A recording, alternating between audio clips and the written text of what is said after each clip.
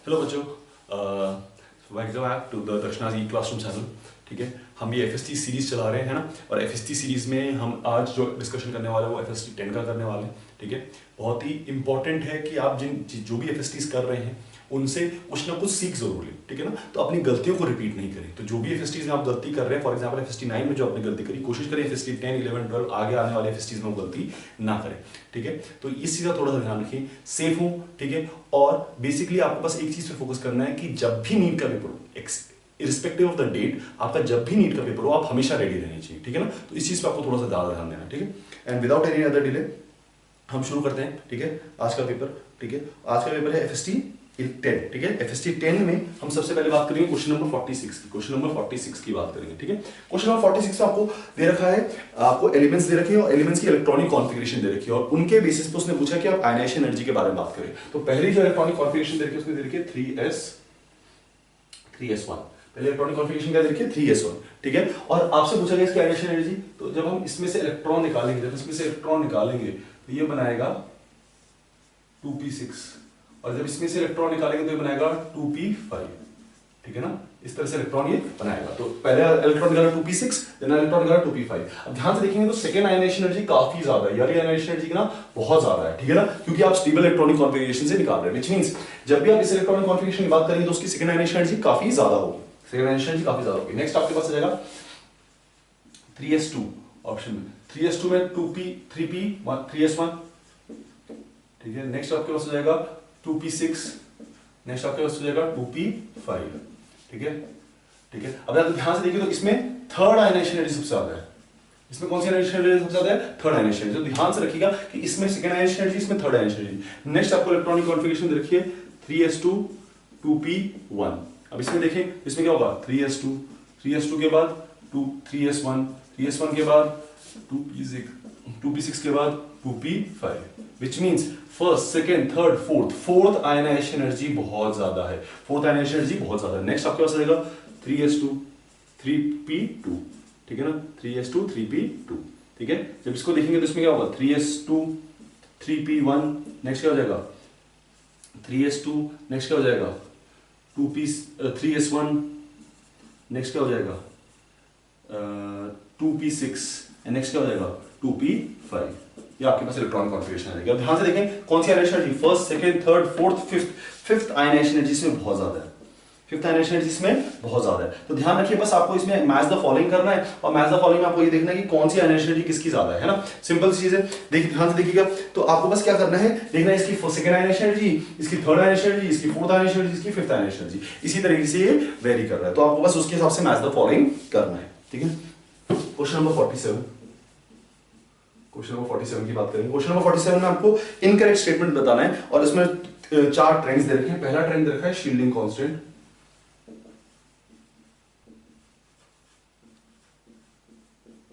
Shielding constant का trend दे रखा है। शील्डिंग कांस्टेंट में आपके पास लिथियम, सोडियम, पोटेशियम, रुबिडियम, ये आपको ट्रेंड दे रखा है। उसके बाद आपको जेड इफेक्टिव। जेड इफेक्टिव का है आपके पास लिथियम का सबसे ज्यादा, सोडियम का, उसके बाद पोटेशियम का, उसके बाद रुबिडियम का।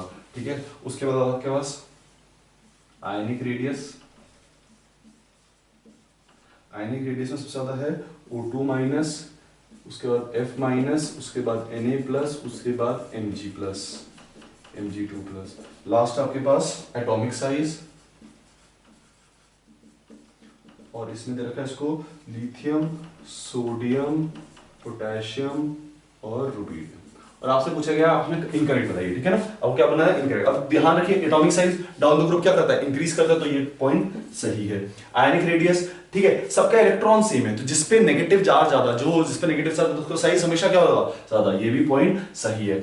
अब जेड इफेक्टिव की बात करें। जेड इफेक्टिव जिसमें प्रोटॉन ज्यादा होते हैं, जिसमें क्या ज्यादा होते हैं बेटा?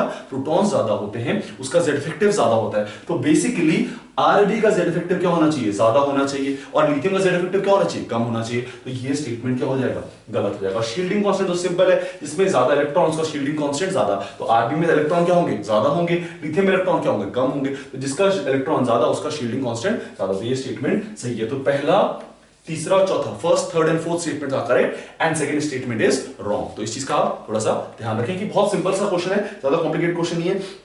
पीरियोडिक टेबल का क्वेश्चन तो खास बात एक चीज आपको याद रखनी है, क्योंकि पीरियोडिक टेबल का क्वेश्चन है तो उसमें आपके पास स्पेसिफिकली ट्रेंड से रिलेटेड क्वेश्चन बहुत आते हैं, ठीक है। तो ये ट्रेंड्स आपको पता होना चाहिए किस तरह से ट्रेंड वेरी करता है, ठीक है। तो ट्रेंड से रिलेटेड क्वेश्चन बहुत आएंगे पीरियोडिक टेबल में, तो उस चीज का आप ध्यान रखें, ठीक है। ठीक है, क्वेश्चन नंबर 48 से शुरू करेंगे हम। नेक्स्ट क्वेश्चन नंबर 46 हो गया, 47 हो गया, 48 की बात करते हैं। Question number 48, question number 48, question number 48 में आपसे बोला गया था shape of the molecule which has EB, आपको एक मॉलिक्यूल दिया गया है EB5L2, ठीक है, ये मॉलिक्यूल दिया गया है और आपसे पूछा गया कि आपको शेप बताना है, शेप क्या होगा, जिसमें B is terminal ion, B is terminal atom, B is terminal atom and L is lone pair, L is lone pair, आपको उसका शेप बताना है, ठीक है। अगर आप ध्यान से देखें तो कितने अब total lone pair plus bond pair मिला के कितने हो रहे हैं, total lone pair plus bond pair मिला के हो रहे हैं 7, ठीक है। Lone pair plus bond pair मिला के टोटल हो रहे हैं हमारे पास 7 मतलब हाइब्रिडाइजेशन क्या हो जाएगी इसकी, हाइब्रिडाइजेशन हो जाएगी sp3d3, sp3d3 है ना, हाइब्रिडेशन क्या हो जाएगी sp3d3। अब इसी के बेसिस पे हमें स्ट्रक्चर बनाना है इसका, है ना, इसी के बेसिस पे क्या बनाना है हमें स्ट्रक्चर। तो स्ट्रक्चर कैसा बनेगा उसको ध्यान से देखें, स्ट्रक्चर बनेगा इसका कुछ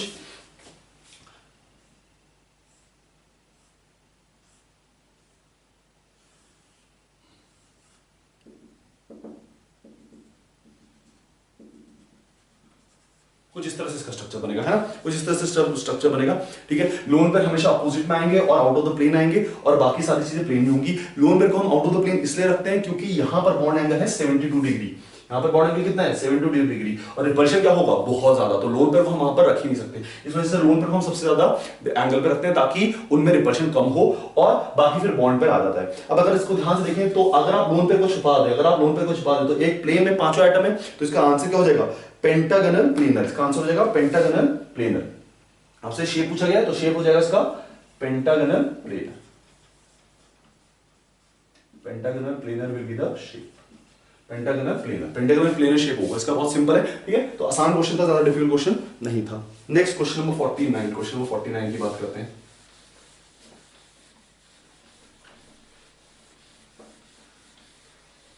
क्वेश्चन नंबर 49, क्वेश्चन नंबर 49 में आपसे पूछा गया है कि आपको एसिड मॉलिक्यूल के बारे में कुछ पॉइंट्स बताना है, ठीक है। तो एसिड का पहले तो स्ट्रक्चर आपको पता होना चाहिए, एसिड का स्ट्रक्चर कैसा होता है ना।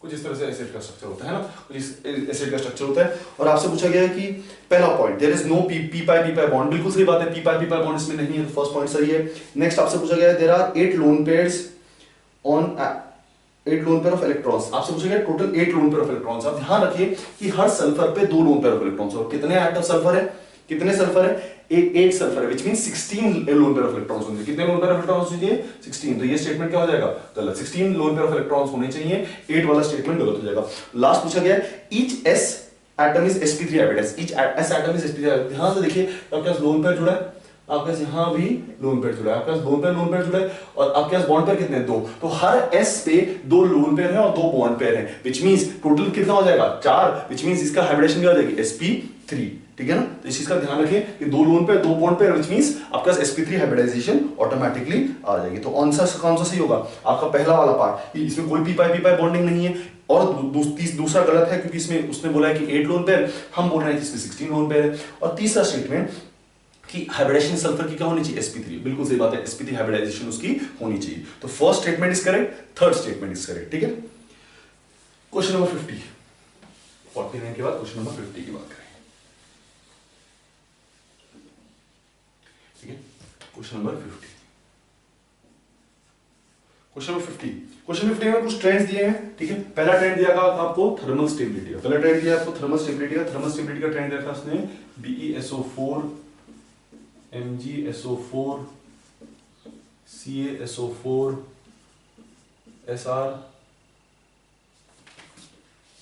SrSO4, ये ट्रेंड दे रखा उसने थर्मल स्टेबिलिटी का आपको, ठीक है ना, ये ट्रेंड दे रखा आपको। नेक्स्ट आपके पास है इसी में बेसिक नेचर का ट्रेंड दे रखा उसने, बेसिक नेचर में आपको दे रखा है ZnO ठीक है। ZnO के बाद ZnO सबसे ज्यादा BeO, CaO, MgO। This is the trend that this MgO and CO, MgO and CO, ठीक है। नेक्स्ट उसने ट्रेंड दे रखा है आपको सॉल्युबिलिटी का। सॉल्युबिलिटी का ट्रेंड है आपके पास LiOH, NaOH, KOH, RbOH। और लास्ट उसने ट्रेंड दे रखा है मेल्टिंग पॉइंट का, है ना। और मेल्टिंग पॉइंट का ट्रेंड में दे रखा उसने NaCl, KCl, RbCl and LiCl, ठीक है। और आपसे पूछा गया है कि RbCl, CaCl एंड LiCl। बात करते हैं क्वेश्चन नंबर 50। क्वेश्चन नंबर 50 की हम बात करते हैं, ठीक है। क्वेश्चन नंबर 50, क्वेश्चन नंबर 50 में आपको कुछ ट्रेंड्स देखे हैं, 4 ट्रेंड्स देखे हैं, उनके बेसिस पे आपको बताना है कौन सा ऑर्डर करेक्ट है, ठीक है। तो बहुत सिंपल चीज है, थर्मल स्टेबिलिटी का करेक्ट ऑर्डर दे रखा है आपको। अब थर्मल स्टेबिलिटी के लिए बहुत सिंपल सा फंडा आपको ये यूज करना है कि अगर आपका एनायन बड़ा है तो आपका कैटायन भी क्या होना चाहिए, बड़ा होना चाहिए। ऐसा क्यों हो रहा है, क्योंकि पैकिंग अच्छी होगी, और अगर पैकिंग अच्छी होगी तो लैटिस एनर्जी अच्छी होगी, और लैटिस एनर्जी होगी तो थर्मल स्टेबिलिटी भी अच्छी होगी। तो कैटायन बड़ा है तो एनायन बड़ा होना चाहिए, कैटायन छोटा है तो एनायन छोटा होना चाहिए, मतलब सिमिलर साइज के होते, ताकि लैटिस एनर्जी अच्छी हो, लैटिस एनर्जी अच्छी हुई तो थर्मल स्टेबिलिटी अच्छी। तो बेसिकली अगर आप देखें तो एनायन कैसा है, बड़ा। अगर एनायन बड़ा है तो कैटायन कैसा होना चाहिए, बड़ा, तभी थर्मल स्टेबिलिटी अच्छी हो जाएगी। Which means down the group जाते समय थर्मल स्टेबिलिटी इंक्रीज करती है, डाउन द ग्रुप जाते समय थर्मल स्टेबिलिटी क्या करती है, इंक्रीज करती है, ठीक है। तो पहला वाला स्टेटमेंट आपका सही है, थर्मल स्टेबिलिटी वाला सही है। अब आती है आपके बाद बेसिक नेचर। बेसिक नेचर की बात करेंगे सेकंड वाले ट्रेंड में। तो आप बेसिक नेचर देखने का तरीका क्या है, आपको ये देखना है कि आपका जो कैटायन है वो कितना मेटालिक है। अगर ज्यादा मेटालिक है तो ज्यादा बेसिक होगा उसका ऑक्साइड, और अगर लेस मेटालिक है तो लेस बेसिक होगा। और मेटालिक कैरेक्टर देखने का तरीका क्या है, जिसकी आयनाइजेशन एनर्जी कम उसका मेटालिक कैरेक्टर ज्यादा, जिसकी आयनाइजेशन एनर्जी कम होती है उसका मेटालिक कैरेक्टर क्या होता है बेटा, ज्यादा होता है। बस आपको यही देखना है। अब ध्यान से देखिए, मैग्नीशियम और कैल्शियम में आयनाइजेशन एनर्जी किसकी कम है, कैल्शियम की, और तो मेटालिक कैरेक्टर किसका ज्यादा होगा, कैल्शियम का।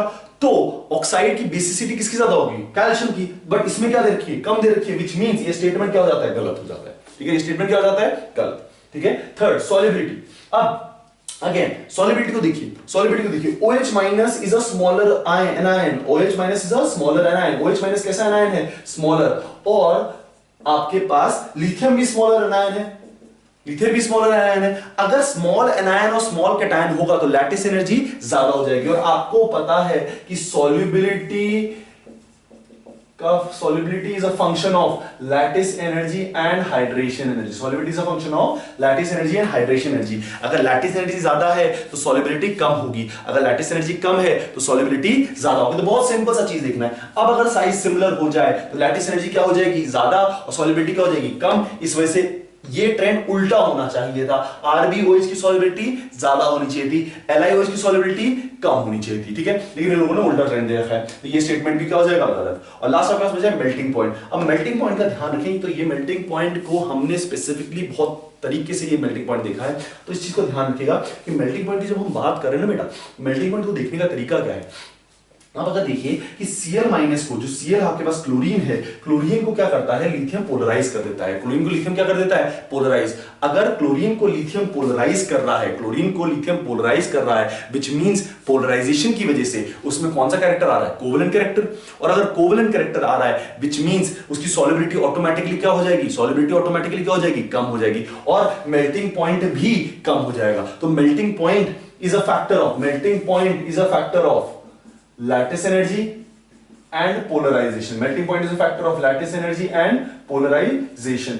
और अगर ये पोलराइजेशन और लैटिस एनर्जी का फैक्टर है तो यहां पर पोलराइजेशन बहुत ज्यादा है, और अगर पोलराइजेशन बहुत ज्यादा है तो सॉल्युबिलिटी, तो मेल्टिंग पॉइंट कम हो जाएगा। लेकिन बाकी जगह ये पोलराइजेशन कम है, तो बाकी ट्रेंड तो वैसे ही चलता है, क्योंकि यहां पर डिटरमाइनिंग फैक्टर आपका लैटिस एनर्जी है, यहां पर डिटरमाइनिंग फैक्टर क्या है आपका, लैटिस एनर्जी, जो ये ट्रेंड है। लेकिन LiCl के लिए डिटरमाइनिंग फैक्टर क्या हो जाता है, पोलराइजेशन। और अगर LiCl के लिए पोलराइजेशन डिटरमाइनिंग फैक्टर हो गया तो उसका मेल्टिंग पॉइंट ऑटोमेटिकली क्या हो जाएगा, कम हो जाएगा। और कितना कम हो जाता है कि वो CaCl से पीछे चला जाता है। तो ये वाला ट्रेंड भी सही है, which means first one is right, fourth one is right, second and third are wrong, ठीक है ना। तो इस चीज का आपको ध्यान रखना है, ठीक है। क्वेश्चन नंबर 51 की बात करेंगे, क्वेश्चन नंबर 51, ठीक है। क्वेश्चन नंबर 51 में आपसे पूछा गया है कि correct order of dipole moment बताइए। क्या बताइए? Correct order of dipole moment. और कंपाउंड दिए गए हैं, ठीक है। कंपाउंड देख लेते हैं हम लोग। हमको दिया गया है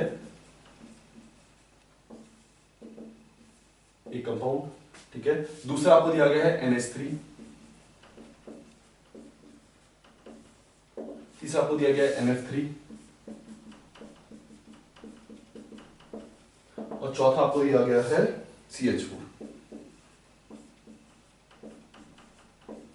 और आपसे पूछा गया है कि आपको ये बताना है कि किसका डायपोल मोमेंट ज्यादा है। तो बेसिकली आप ध्यान से देखिए कि इसमें कैसा टर्न लग रहा है, हाइड्रोजन सपोर्टिव नेचर दिखा रहा है और एक तरफ मूवमेंट हो रहा है, राइट। इसमें हाइड्रोजन सपोर्टिव नेचर दिखाता है और एक तरफ मूवमेंट हो रहा है, बट क्योंकि इसमें ज्यादा लोन पेयर है तो इसका डायपोल मोमेंट इससे ज्यादा होगा। बेसिकली सिंपल सा फंडा, ठीक है। नेक्स्ट, इसमें क्या हो रहा है, इसमें फ्लोरीन अपोजिट डायरेक्शन में जा रहा है और लोन पेयर अपोजिट डायरेक्शन में जा रहा है, तो इसमें ओवरऑल इन दोनों से क्या हो जाएगा, कम हो जाएगा। और सबसे कम इसमें, क्योंकि इसमें सारे बॉन्ड सिमिलर है। जब भी आपके पास किसी मॉलिक्यूल में, ध्यान रखें कि सिमेट्रिकल स्ट्रक्चर बने, कैसे स्ट्रक्चर बने, सिमेट्रिकल स्ट्रक्चर बने, ठीक है, और वो हाइब्रिडाइज हो, और वो क्या हो, हाइब्रिडाइज हो, तो वो क्या होता है, उसका डायपोल मोमेंट होता है जीरो। उसका डायपोल मोमेंट क्या होता है, जीरो। तो सारे एटम्स क्या होने चाहिए, सिमिलर होने चाहिए। अगर सारे एटम सेम है और हाइब्रिडाइज है, अगर सारे एटम सेम है और हाइब्रिडाइज है, तो वो क्या होगा, उसका डायपोल मोमेंट क्या होगा, हमेशा जीरो ही होगा। तो इसका जीरो हो गया तो क्या हो जाएगा, वाटर का सबसे ज्यादा, NH3 का उसके बाद,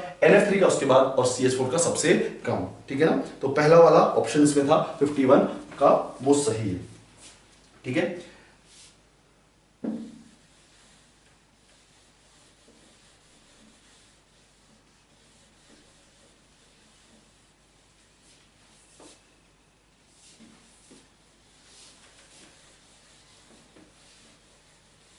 नेक्स्ट आपके पास है 52 का। तो question number 52 is a theoretical question, जिसके आपको इलेक्ट्रॉनिक कॉन्फ़िगरेशन लिखनी आनी चाहिए। Electronic configuration for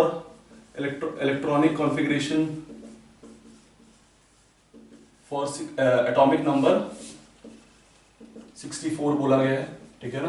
atomic number 64 के लिए इलेक्ट्रॉनिक कॉन्फ़िगरेशन GD है, ठीक है। तो आपको बस इलेक्ट्रॉनिक कॉन्फ़िगरेशन लिखनी आनी चाहिए। तो अगर आपको ये याद नहीं भी है तो आप उसको कैसे याद रख सकते हैं, उसको मैजिकल नंबर याद रखें, ठीक है। मैजिकल नंबर क्या होते हैं, 2, 10, 18, 34, 36, 54, 86 एंड 118, ठीक है। अब ये 64 है तो 64 किसके बाद आएगा, 54 के बाद आएगा। बस आपको 54 के बाद 10 इलेक्ट्रॉन्स देखने कैसे फिल करने, तो आप बस उसको याद रखिए, आपको आंसर मिल जाएगा, है ना। तो बस इस तरह याद रख लेंगे तो आपको आंसर इसमें मिल जाएगा। बस इस तरह से मैजिकल नंबर आप याद रखें। मैजिकल नंबर अगर याद रखेंगे तो आपके लिए आसान हो जाएगा। अगर मैजिकल नंबर याद नहीं रखेंगे तो फिर थोड़ा सा डिफिकल्टी हो जाती है, ठीक है। तो 54 के बाद आएगा, बस आपको इलेक्ट्रॉन फिल करके देखना है। 54 के बाद कितने, 10 इलेक्ट्रॉन से आपको 10 इलेक्ट्रॉन फिल करके देखना है। तो पहला कौन भरता है, पहले आपके पास ऑब्वियस बात है 4f भरेगा, 4f भरेगा, 6s भरेगा, तो 6s पहले भर दीजिए, उसके बाद 4f भर दीजिए, उसके बाद जो जितने बचे D में भर दीजिए, है ना। बहुत सिंपल सा क्वेश्चन है, ज्यादा कॉम्प्लिकेटेड क्वेश्चन है नहीं, ठीक है ना। तो आंसर इसका देखा है आपको सेकंड, ठीक है। 4f7, 5d1, 6s2, ठीक है। तो बहुत सिंपल आंसर है, क्वेश्चन ज्यादा डिफिकल्ट है नहीं। क्वेश्चन नंबर 53 का पूछा है, available Cl2 is liberated from bleaching powder when it is. अब ये पूछा गया है ब्लीचिंग पाउडर में से अवेलेबल क्लोरीन कब लिबरेट की जाती है। क्या उसको हीट करने पे अवेलेबल क्लोरीन लिबरेट होती है, क्या उसको एक्सेस ऑफ अमाउंट में एसिड डालने पे होती है, क्या रिएक्शन विद वाटर होती है, क्या रिएक्शन विद CO2 होती है। अब इसको समझने की थोड़ा सा कोशिश कीजिएगा। आपके पास जो उसका रिएक्शन है, वो रिएक्शन क्या है पहले तो वो समझिए। अवेलेबल क्लोरीन हम बनाते कैसे, या ब्लीचिंग पाउडर बनाते कैसे, हम COH2 का रिएक्शन Cl2 से करते हैं, ठीक है। और जब इसका रिएक्शन हम Cl2 से करते हैं तो ये बनाता है CaOCl का होल ट्वाइस प्लस CaCl2, साथ में वाटर वाटर बन जाता है, तो उसका ज्यादा इतनी इंपॉर्टेंस है नहीं। बट ये आपके हाल में ये दो कंपाउंड्स बन रहे हैं, ठीक है। अब अगर मैं ये बोल रहा हूं कि मैंने इसमें आपको एसिड डाल दिया, इसमें मैंने आपको क्या डाल दिया, एसिड, ठीक है, एसिड डाल दिया। अब थोड़ा सा लॉजिक लगाइए कि अगर मैंने इसमें एसिड डाला तो उस कंपाउंड में, what is bleaching powder, it is the presence of this complex plus this plus first one plus this, which means वो सबका मिक्सचर है। अगर मैंने उसमें एसिड डाला तो मैं क्या खत्म करूंगा, मैं ये खत्म करना कोशिश करूंगा, है ना।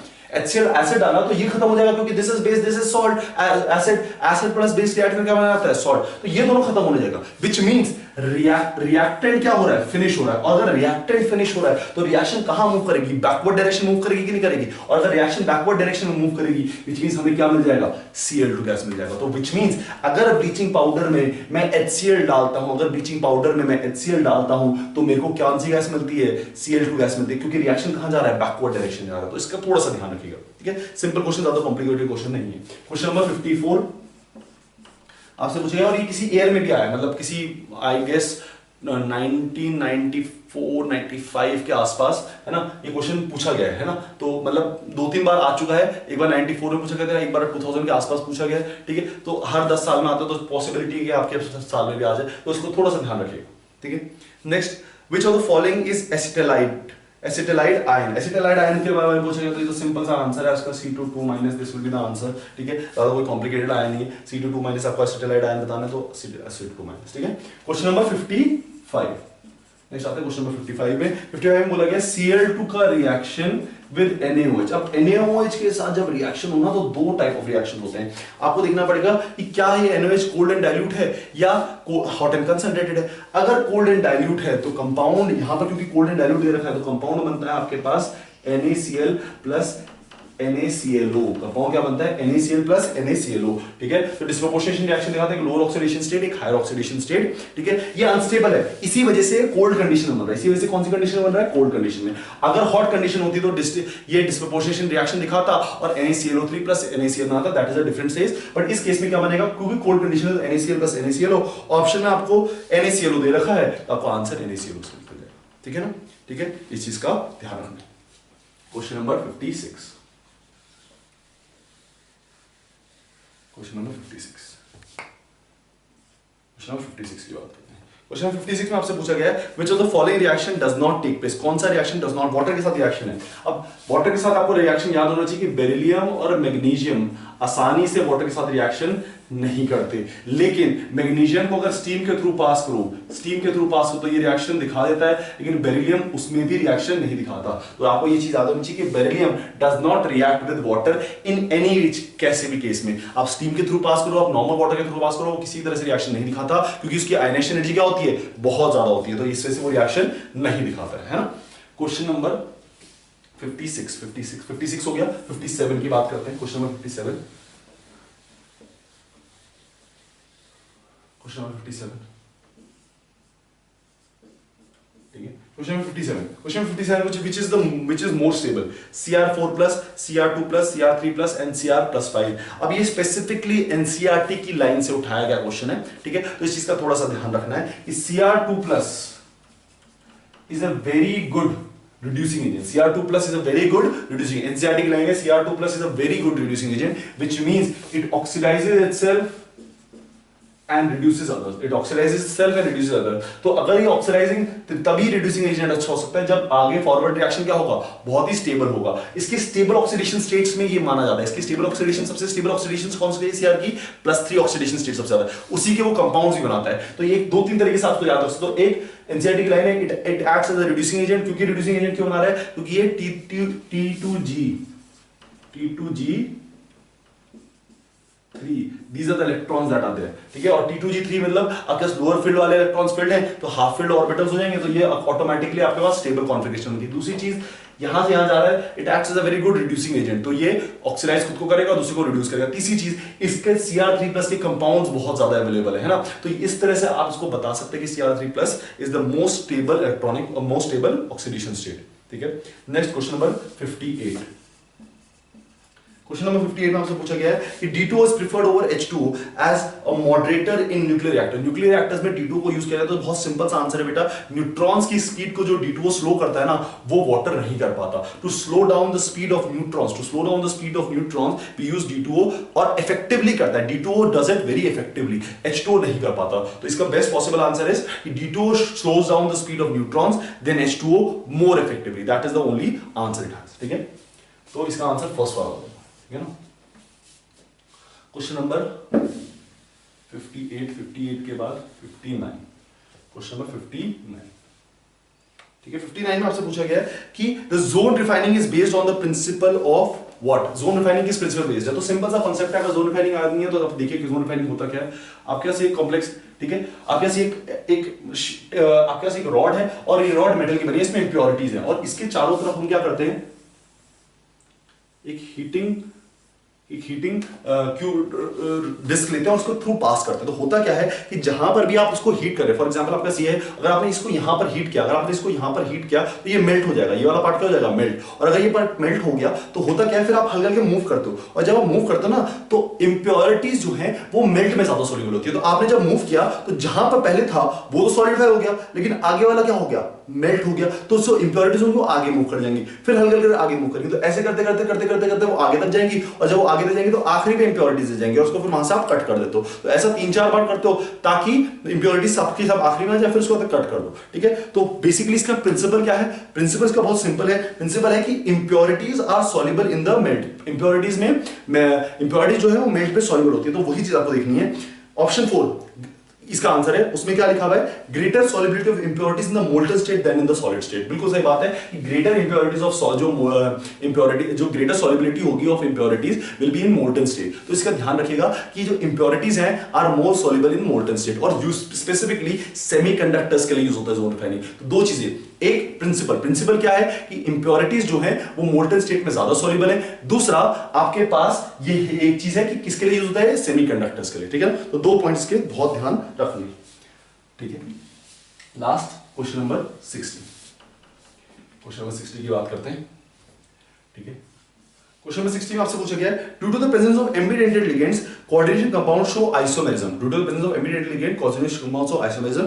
प्लैटिनम का कॉम्प्लेक्स दे रखा है आपको, ठीक है, और वो पूछ रहे कि कैसा मतलब इसमें कौन से टाइप का isomerism, PD C6H5 whole twice SCN whole twice, ठीक है। एक कॉम्प्लेक्स दे रखा है, दूसरा कॉम्प्लेक्स दे रखा है PD C6H5 whole twice NCS whole twice, ठीक है। और आपसे पूछा गया कि किस तरह का कॉम्प्लेक्स है। तो अब ध्यान से देखिए कि यहां पर बाइंडिंग S से हो रही है, यहां पर बाइंडिंग N से हो रही है, ठीक है ना। यहां पर S से हो रही है, यहां पर किससे हो रही है, N से। तो किस तरह का आइसोमेरिज्म होगा, लिंकेज, यहां पर लिंकेज किससे हो रहा है, सल्फर से, यहां पर लिंकेज किससे हो रहा है, नाइट्रोजन से। तो आपको बस ये बताना है कि डिफरेंट लिंकेज है, और अगर डिफरेंट लिंकेज है तो उस टाइप ऑफ आइसोमेरिज्म को हम क्या बोलते हैं, लिंकेज आइसोमेरिज्म को बोलते हैं, ठीक है। कोऑर्डिनेशन आइसोमेरिज्म नहीं है, इसमें कौन सा आइसोमेरिज्म है, लिंकेज आइसोमेरिज्म, ठीक है। Geometrical is possible, but then आपको एक चीज समझनी पड़ेगी कि ये दोनों अलग अलग कॉम्प्लेक्सेस हैं, दोनों अलग अलग कंपाउंड है। कैसे अलग अलग कंपाउंड है, क्योंकि इसमें SCN से बाइंड हो रहा है, इसमें NC से बाइंड होता है। सिस एंड ट्रांस में होगा, सिस एंड ट्रांस में होगा, इसमें सिस एंड ट्रांस अलग, इसमें सिस एंड ट्रांस अलग। बट बेटा बेसिकली आपको ये बताना है कि इन दोनों में क्या आइसोमेरिज्म है। तो इन दोनों में आइसोमेरिज्म क्या है, ये सल्फर से कर रहा है, ये नाइट्रोजन से कर रहा है। डिफरेंट लिंक के डिफरेंट डोनेटिंग एटम्स है, तो डिफरेंट डोनेटिंग एटम्स में क्या हो जाएगा, लिंकेज आइसोमेरिज्म, ठीक है ना। ये लास्ट क्वेश्चन था इनऑर्गेनिक का, FST 10 का लास्ट क्वेश्चन, ठीक है। होपफुली आपको ये पार्ट समझ आया हो, है ना।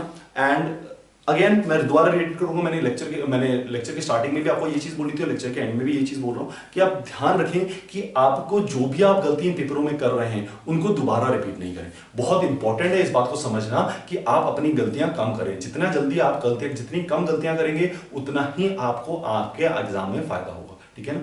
मेहनत करें, ठीक है, दिल से पढ़ें, ठीक है। और आपका एम याद रखें कि आपका एम क्या है। आपका एम इस पॉइंट ऑफ टाइम पे आपका एग्जाम, नीट का एग्जाम है, उस पर थोड़ा सा ज्यादा ध्यान दें, ठीक है ना, ठीक है। All the best for the next papers and आगे मिलेंगे आपको नेक्स्ट FSTs के साथ। Okay, thank you.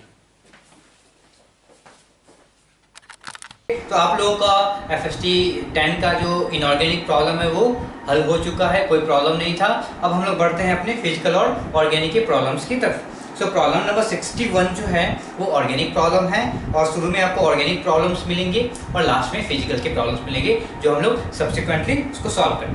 तो problem 61 is which of the following carbocation is the most stable. So आपको कार्बोकेटाइन की स्टेबिलिटी बतानी है। So we have 4 carbocation. So this is problem number 61। So चारों कार्बोकेटाइन कौन कौन से वो पहले लिख लिए हम लोग। तो कार्बोकेटाइन में आप देखो तो पहला है CH3 CH2, okay, first one. Second one is CH2 double bond CH positive charge.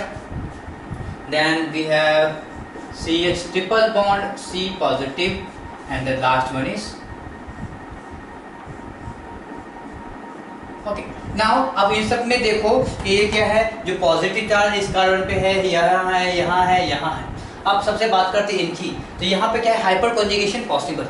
इसमें क्या है, हाइपर कॉन्जुगेशन पॉसिबल है। चलिए अल्फा हाइड्रोजन है, उसको हाइपर कॉन्जुगेटिव स्ट्रक्चर बना कर देंगे, ठीक है। तो इसकी ये क्या है, स्टेबल है, इसकी बात कर सकते हैं। अब कंपैरिजन करते हैं दूसरे लोगों से, तो यहाँ पे जैसे ही हम आए तो देखा कि this carbon is sp2 in nature, so इसके क्या है, इसके पास इलेक्ट्रॉन नेगेटिविटी पावर क्या होगा, इस कार्बन से ज़्यादा होगा, यानी ये इलेक्ट्रॉन डेंसिटी को अपनी तरफ खींच सकता है। और जब ये कार्बन इलेक्ट्रॉन डेंसिटी को खींचेगा तो क्या पॉजिटिव कैरेक्टर बढ़ाएगा, ठीक है। तो यहाँ पे ऑलरेडी पॉजिटिव है, पॉजिटिव कम होता है तभी कार्बोकेटन स्टेबल बनता है, पर ये जो बंदा है ये उसका रिवर्स कर रहा है, यानी कि पॉजिटिव कैरेक्टर और बढ़ा रहा है। सो क्या होगा, ये स्टेबिलिटी इसकी क्या हो जाएगी, कम हो जाएगी। यहाँ पे क्या है, दिस इज ये जो कार्बन है दैट इज sp हाइब्रिडाइज्ड, तो इसका जो sp हाइब्रिडाइज्ड है तो इसका क्या है, s कैरेक्टर क्या सबसे ज़्यादा है, दैट इज 50%, और एस कैरेक्टर सबसे ज़्यादा यानी कि इसकी इलेक्ट्रॉन नेगेटिविटी है वो भी सबसे ज़्यादा हो गई, यानी इलेक्ट्रॉन डेंसिटी ये बहुत ही ज़्यादा खींचेगा अपनी तरफ, तो क्या है, ये पॉजिटिव कैरेक्टर को और बढ़ाएगा। Similarly you have this carbon, यहाँ पे क्या है, this carbon is again sp2 carbon, और ये इलेक्ट्रॉन डेंसिटी बढ़ाएगा, यानी कि पॉजिटिव जो चार्ज है उसको डीस्टेबलाइज करेगा। तो इन तीनों में अगर आपको देखें, ये तीनों क्या है, पॉजिटिव चार्ज को डीस्टेबलाइज कर रहा है, तो हमारा करेक्ट ऑप्शन कौन सा हो जाएगा, हमारा करेक्ट ऑप्शन हो जाएगा ओके। सो 61 हमारा क्या हो जाएगा, 61 का करेक्ट ऑप्शन आपका A. Now coming to question number 62, correct order of basic strength, basic strength की बात कर रहा है। So problem number 62 we are talking about. So 62 में क्या है कि आपके पास 3 मॉलिक्यूल्स हैं, पहला क्या है,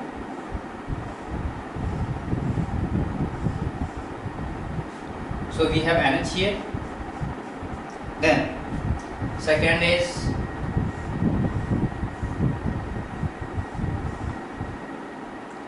NH here, no problem, but we have double bond O, and the third one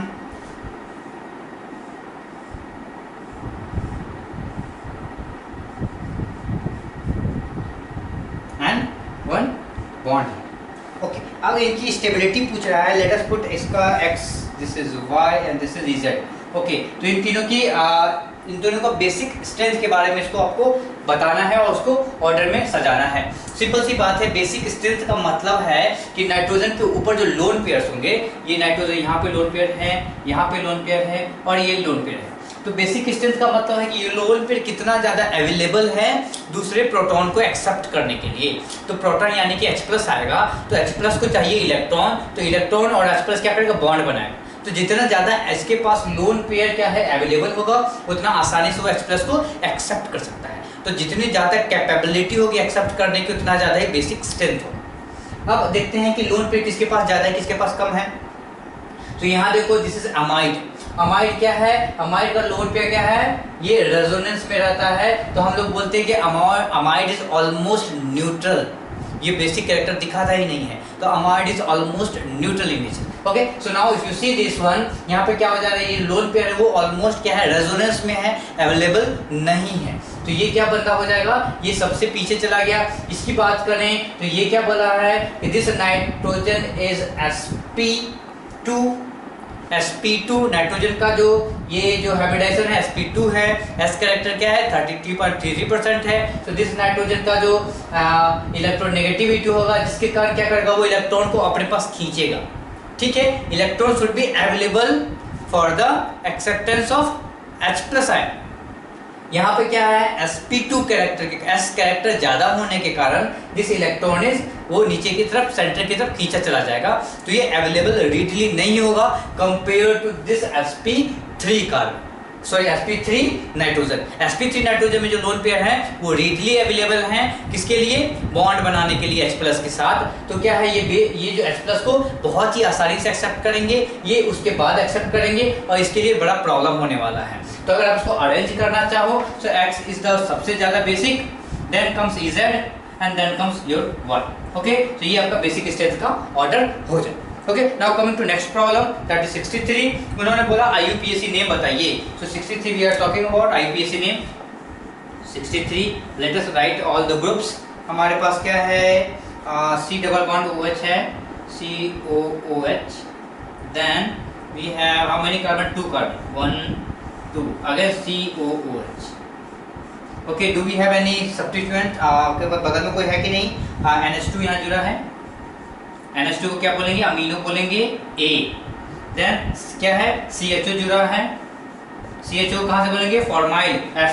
तो आप देखो यहाँ से गिनती करते हैं 1 2 3 4, 1 2 3 4, तो 2 किसको दें, 3 किसको दें? इसके लिए आप क्या है, नाम A क्या, A पहले आता है, F बाद में आता है। तो जब A पहले आता है तो नेमिंग करेंगे, इधर से गिनती शुरू करेंगे, इधर से शुरू करेंगे 1 2 3 4। ओके, तो आप बहुत सारे लोग कंफ्यूजन हो जाते हो कि ऐसे मॉलिक्यूल्स आते हैं जिसमें इस कार्बन को नहीं गिना करते थे, तो वहाँ पे क्या 3 आपके COH आते हैं, तो ऐसा हम लोग करते हैं।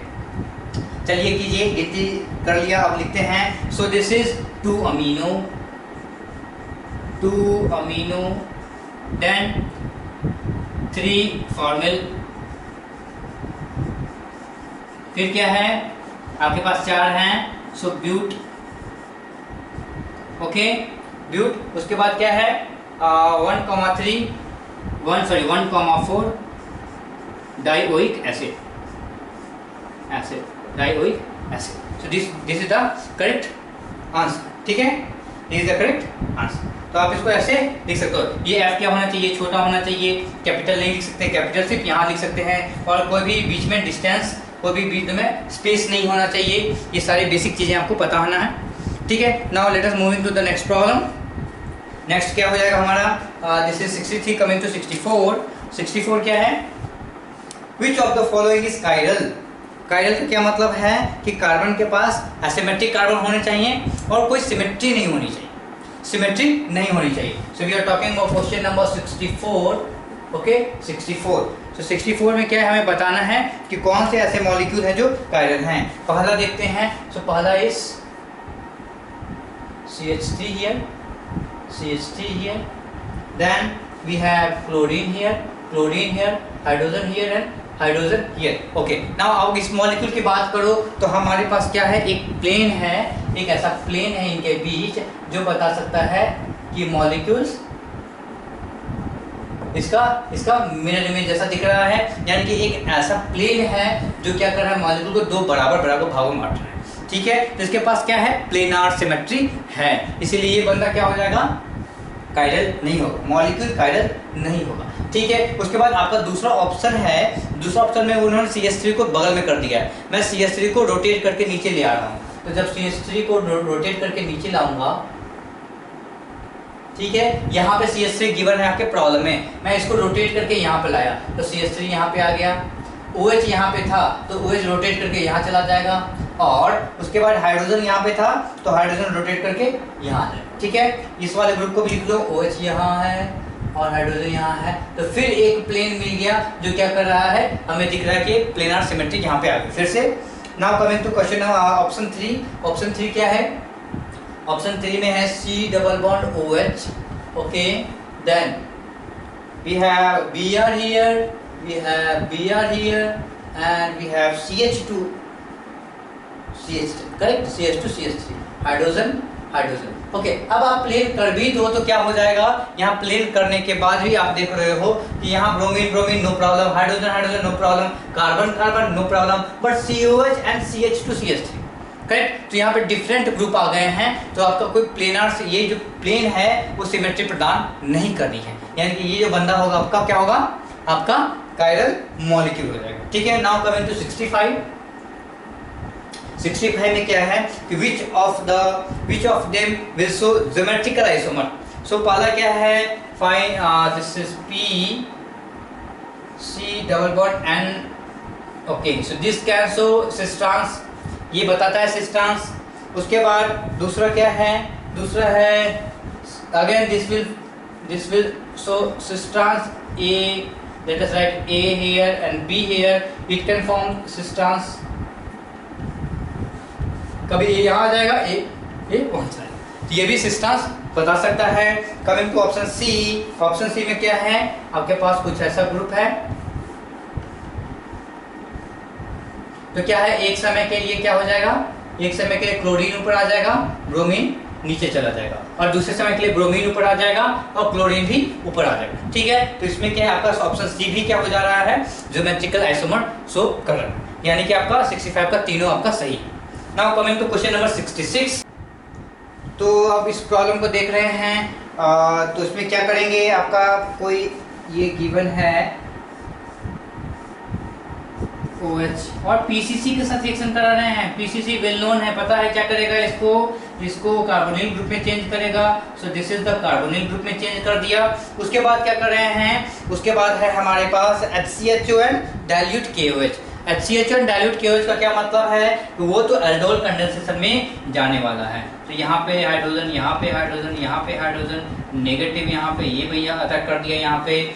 तो क्या हो जाएगा यहाँ पे C, इसके और इसके बीच में कार्बन और OH बन जाएगा। अब क्या कर रहे हो, हीट कर रहे हो, यानी कि हीट करने का मतलब क्या है कि OH प्रोटोनेट होगा, वो बाहर की तरफ भाग जाएगा और अल्कीन फॉर्मेशन हो जाएगा।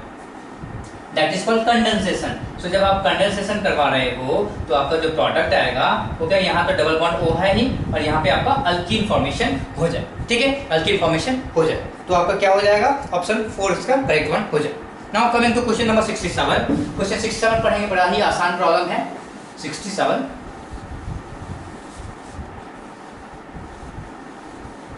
ओके, सो प्रॉब्लम 67 क्या बोल रहा है कि in the following sequence D compound पूछ रहा, ठीक है, डी पूछ रहा। सो सबसे पहले इन्होंने क्या किया, CH67 गेट ऑफ, ओके 67।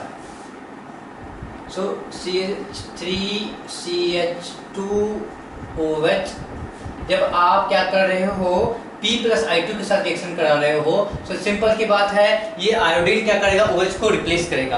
तो ये आयोडीन क्या करेगा, OH को रिप्लेस करेगा। So this is what we will get. ठीक है, उसके बाद क्या किया, Mg ईथर एंड CHO पे अटैक करवा दिया। Mg ईथर के बाद क्या करेगा, जैसे ही आप इसको Mg ईथर के साथ रिएक्शन कराओगे, Mg ईथर यानी कि ये ग्रेगनार्ड रिएजेंट देने वाला है। तो that is CH3 CH2 MgI। Okay, this is what Grignard reagent is. अब ये बंदा क्या करेगा, HCHO पे अटैक करेगा, उसमें जो कार्बन है वो पॉजिटिव कार्बन है, तो ये जो बॉन्ड है, ये बॉन्ड क्या करेगा, उस पे अटैक करेगा। तो जब वो अटैक करेगा तो क्या होगा, CH3 CH2 और लेटेस्ट यहीं पे अटैक करवा दें। So we have what, C double bond O। Okay, ठीक है, सो यहाँ पे आएगा, ये ऐसे बनेगा, ये ऐसे बनेगा, और आप जब हाइड्रोलाइसिस कराओगे तो क्या हो जाएगा, हाइड्रोलाइसिस कराओगे CH3 CH2 CH2OH। ओके, सो ये आपका हाइड्रोलाइसिस कराने के बाद आपका ये प्रोडक्ट मिलके आएगा। So what is this is your propanol और you can say n propyl alcohol. तो ऑप्शन क्या है, डी हो जाए। ठीक है, now coming to question number 68 क्या है, compare the rate of electrophilic substitution reaction. तो इसमें क्या कंपैरिजन करना है, आपका ऑप्शन ए है क्लोरोबेंजीन। क्लोरोबेंजीन में क्या होता है, क्लोरीन क्या कर सकता है, रेजोनेंस का भी तो काम करता है, पर वो इलेक्ट्रॉन -I ग्रुप का भी काम करता है। ठीक है, तो उसका ओवरऑल इफेक्ट क्या हो जाएगा, कम हो जाएगा। बेंजीन है, कोई ग्रुप है नहीं। अगर आप सी ऑप्शन देखो, सी ऑप्शन क्या कर रहा है, सी ऑप्शन आपका कुछ ऐसा है, C double bond CH3, okay, and this is benzene. तो ये क्या करेगा, इलेक्ट्रॉन डेंसिटी खींचेगा अपनी तरफ। ठीक है, तो जब इलेक्ट्रॉन डेंसिटी खींचेगा तो ये डीएक्टिवेट करेगा रिंग को। तो जब ये रिंग को डीएक्टिवेट करेगा तो ये बंदा सबसे पीछे। उसके बाद आपका जो डी ऑप्शन है वो क्या है, अगर आप डी ऑप्शन की बात कर रहे हो, so this is we have O here, C double bond O, CH3 here, यहाँ पे लोन पेयर है। ये क्या कर रहा है, इलेक्ट्रॉन डेंसिटी बढ़ा रहा है। तो ये क्या करेगा, ये जो डी है वो क्या कर सबसे आगे निकल जाएगा, वो इलेक्ट्रॉन डेंसिटी बढ़ा रहा है। तो डी सबसे आगे निकल गया और ये जो है सी सबसे पीछे चला गया। ठीक है, डी के बाद क्या आ जाएगा, जिसके पास कोई कुछ नहीं है, यानी कि बेंजीन, सो डी बी, और उसके बाद chlorobenzene, so then we write A here and then we write C here. So search for this type of option, so D B A C, that is the fourth one. Okay, fourth.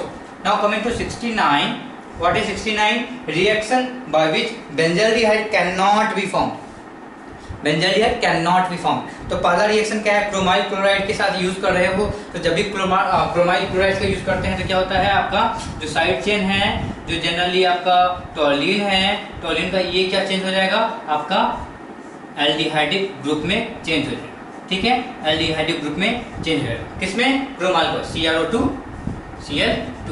ठीक है, उसके बाद आप H2 in presence of PD barium sulphate, यानी कि again लेंडलार्स catalyst है जो COCl को किसमें चेंज करता है, वो आपको ये कितनी बार रिपीट किया गया है कि COCl H2 in the presence of palladium and barium sulphate, तो वो क्या करेगा, CHO में चेंज करेगा। Now coming to third option is Gatterman Koch reaction, synthesis of aldehyde, तो ये भी आपका aldehyde आपको बनाएगा। Now coming to option 4, that is called Clemmensen reduction, and Clemmensen reduction is not possible for your carboxylic acid. So carboxylic acid के लिए Clemmensen reduction क्या possible नहीं है, carboxylic acid के लिए Clemmensen reduction जो है वो possible नहीं, तो ये क्या होगा, ये पॉसिबल नहीं हो, ठीक है। Now coming to question number 70।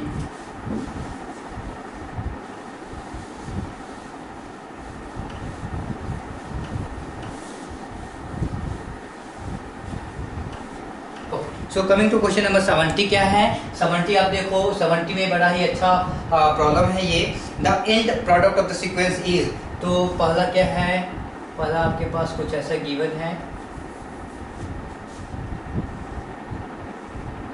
okay, now C double bond O C2H5, then C double bond O C2H5। जब आपका हाइड्रोलाइसिस कराते हो एस्टर का तो क्या होता है, एसिड बच जाता है, ठीक है। हाइड्रोलाइसिस कराते हैं तो क्या रिवर्सिबल रिएक्शन है, तो एसिड बच जाएगा। तो जब इसको हाइड्रोलाइसिस कराओगे, हाइड्रोलाइसिस कराने के बाद क्या होगा, यहाँ भी COH बन जाएगा और यहाँ भी COH बन जाएगा। एक ही कार्बन पे दो COH हैं, तो जैसे ही आप हीट करोगे एक COH CO2 ग्रुप में गायब हो जाएगा और आपके पास क्या बनेगा, कुछ ऐसा बनेगा, एक ही COH आपके पास बचे, ठीक है, एक ही COH आपके पास बचे, ठीक है। समझ में आ रहा है क्या हुआ, जब आप पहला स्टेप हाइड्रोलाइसिस कराए तो दो COH मिलके आया हमारे पास में, उसके बाद आपको क्या पता है कि एक कार्बन पे दो COH बड़ा ही दिक्कत देने वाला है और आप क्या कर रहे हो, हीट भी कर रहे हो, तो COH CO2 ग्रुप में गायब हो जाएगा और एक ही COH यहाँ पे हमें मिले। अब आप क्या कर रहे हो, अगला स्टेप क्या बोल रहा है कि अगले स्टेप में आपने क्या किया, PCl का यूज किया। तो PCl क्या क्लोरीनेटिंग एजेंट है, वो क्लोरीन ऐड करने वाला है, तो यहाँ पे आप क्लोरीन को ऐड कीजिए, तो सी करेक्ट, क्लोरीन को ऐड कर दिया। नाउ अगला क्या है, बेरियम सल्फेट, अगेन लेंडलार्स कैटालिस्ट, इसका मतलब क्या है कि आपको इसको बदल देना है, किसमें, एल्डिहाइड में बदल देना है। सो H2 बेरियम सल्फेट का यूज कर रहे हो और पैलेडियम का यूज कर रहे हो, तो ये क्या बदल जाएगा, आपका एल्डिहाइड ग्रुप में बदल, ओके। So this is your correct answer. Now coming to question 71 क्या है, आप NBS का यूज करो। NBS हमेशा अल्लाइलिक ब्रोमिनेशन देता है, ठीक है, क्या देता है, अल्लाइलिक ब्रोमिनेशन। तो आप फाइंड आउट कीजिए कौन सा अल्लाइलिक पोजीशन है और उस पर ब्रोमीन जाके जोड़ दीजिए। तो ये जो डबल बॉन्ड है, तो दिस इज योर अल्लाइलिक पोजीशन। तो अगर आप NBS के साथ यूज करा रहे हो, इसका रिएक्शन करा रहे हो, तो अल्लाइलिक पोजीशन पे आके ब्रोमीन जुड़ जाए, ठीक है। तो दिस इज अल्लाइलिक पोजीशन और यहाँ पे आके आपका ब्रोमीन जुड़ गया। उसके बाद क्या किया, Mg ईथर यानी कि ग्रिग्नार्ड रिएजेंट, तो ग्रिग्नार्ड रिएजेंट मतलब MgBr, this is your Grignard reagent. Now what, CH3Cl के साथ रिएक्शन करा दिया। So let us right it बड़ी आसान से लिखते हैं, Mg ऊपर लिखिए थोड़ा सा, देन CH3Cn, Cn में क्या है, कार्बन क्या है, पॉजिटिव है, तो ये कार्बन को यहाँ पे लिखेंगे और नाइट्रोजन को यहाँ पे लिखेंगे, तो CH यहाँ पे CH3 हो, ठीक है, यहाँ पे CH3 हो। नाउ आप क्या कर रहे हो कि CH3Cl मतलब कि ट्रिपल बॉन्ड होगा। अब सिंपल सी बात है, जो प्रोसीजर किया करते थे हम लोग कि ये बॉन्ड ऐसे टूटेगा, ये ऐसे बनेगा, ठीक है, और ऐसे बनने के बाद आप हाइड्रोलाइसिस करा रहे हो। जब हाइड्रोलाइसिस करा रहे हो H3+ से, तो क्या ये दो जो बॉन्ड बचा हुआ है उसको तोड़ना है और वहाँ पे ऑक्सीजन डालना है। तो क्या बन जाएगा आपके पास, यहाँ पे आ जाएगा आपके पास कुछ ऐसा, C≡O≡CH, ठीक है, CH3। ये क्या बन गया आपका, this is your double bond, तो यहाँ रहेगा ही। तो आप सर्च कीजिए ऐसा option in your, so you have I think second option, okay, second option is correct. Now coming to 72 क्या बोल रहा है, the compound A and B are CN epimers, what is N? सो CN epimers, epimers का मतलब क्या है, जो दो कंपाउंड है किसी एक कार्बन पे क्या होगा, उसका कन्फिगरेशन अलग होगा। और CN का मतलब है, N डिनोट्स करता है कि एल्डिहाइड पोजीशन ऊपर से आ रहे हैं, तो उससे कौन सा नंबर का कार्बन है जहाँ पे कन्फिगरेशन अलग है। तो अगर आप देखो कार्बन की संख्या गिनो तो CHO का एक कार्बन 2 3 4 फोर्थ नंबर कार्बन पे क्या हो जा रहा है, ये कन्फिग्रेशन क्या है, एक में लेफ्ट हैंड साइड हो गया है और पहले वाले में राइट हैंड साइड OH हो गया है। तो चौथे कार्बन पे ऐसा कन्फिग्रेशन डिफर कर रहा है, इसलिए n की वैल्यू क्या हो जाएगी 4 हो जाएगी। ठीक है, now coming to question number nylon 73। What is 73 what is the nylon? आपको पता है नायलॉन इज सिंथेटिक पॉलीमर और इसका यूज़ हम लोग प्लास्टिक में भी करते हैं, पेंट में करते हैं और आपको पता है लेमिनेशन में इसका यूज़ किया जाता है। एंड जो नायलॉन होता है वो एलिफेटिक या सेमी एरोमेटिक पॉलीअमाइड होता है, दैट इज पॉलीअमाइड होता है। सो अगर आप सर्च करो nylon is a, so this is nothing but polyamide, so this is polyamide. Polyamine. Okay, now coming to the next one, which reaction gives primary amine as product? Primary amine as product. So हमें देखना है कि इनमें से कौन सा reaction है जो प्राइमरी अमीन ही प्रोडक्ट के रूप में देगा। ठीक है, तो ये क्वेश्चन है आपका 74। लेट अस डू 74 में पहला रिएक्शन क्या है, CH3 COCl। सो CH3 C double bond OCl। तो जैसे ही आप इसका रिएक्शन कराओगे NaN3 के साथ, तो ये क्या बनाएगा, NaN3 के साथ आपने रिएक्शन कराया तो ये बना देगा आइसोसाइनेट। क्या बनाएगा, आइसोसाइनेट बनाएगा। तो ये क्या है, रीअरेंज होकर आइसोसाइनेट बनाता है, that is equal to N double bond C double bond O। Okay, this is isocyanate plus N2 gas क्या होता है, रिलीज हो जाता है। ठीक है, अब इस आइसोसाइनेट को अगर आपने रिएक्शन कराया वाटर के साथ, ठीक है, आइसोसाइनेट को रिएक्शन कराया वाटर के साथ, क्या होगा, क्या हो जाएगा, यहाँ पे आपका बन क्या आ जाएगा CH3NH2।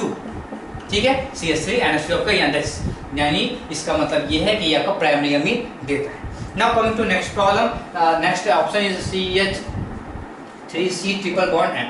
ओके, तो अगर आप इसको रिड्यूस कर रहे हो किसके हेल्प से, LiAlH4 के हेल्प से इसको आप क्या कर रहे हो, रिड्यूस कर रहे हो, यानी कि क्या कर रहे हो, हाइड्रोजन ऐड कर रहे हो। तो हाइड्रोजन जब ऐड करोगे तो सिंपल सी बात है, ये आपको ऐसा प्रोडक्ट देगा ही देगा। So this is what, this is the reduction of this CN। तो CN का रिडक्शन करने पे हमें प्राइमरी अमीन मिलता है।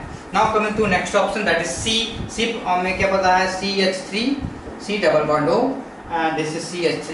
तो जैसे ही आप इसका रिएक्शन करवाओगे NH3 के साथ, जो NH3 यहाँ ऑक्सीजन को रिप्लेस करके यहाँ पे आ जाएगा, और जब आप इसका क्या करा रहे हो, रिडक्शन करा रहे हो, तो क्या करेगा, ये आपका प्राइमरी अमीन देगा। So this will be something like this. Okay, so this is what the product you will get. So this is again your primary amine. Now coming to the last one. Last one में क्या हो जा रहा है, CH3 and N then C। Okay, तो क्या हो जा रहा है, ये कुछ ऐसा है। अगर आप इसका हाइड्रोलाइसिस करा रहे हो तो क्या है, यहाँ पे डाल दीजिए हाइड्रोजन, कितने, 3 हाइड्रोजन 3 OH, तो you will get CH3NH2 plus HCO। Okay, so क्या है आपका, अगेन इसका प्राइमरी अमीन मिला, यानी कि चारों के चारों ऑप्शन क्या है, आपको प्राइमरी अमीन दे रहे हैं। तो आपका क्या हो जाएगा कि ऑप्शन 1 करेक्ट हो जाएगा। Now coming to 75, the major product in the reaction is. तो 75 का आप वो बनाएं, मॉलिक्यूल बनाएं। So this is your benzene.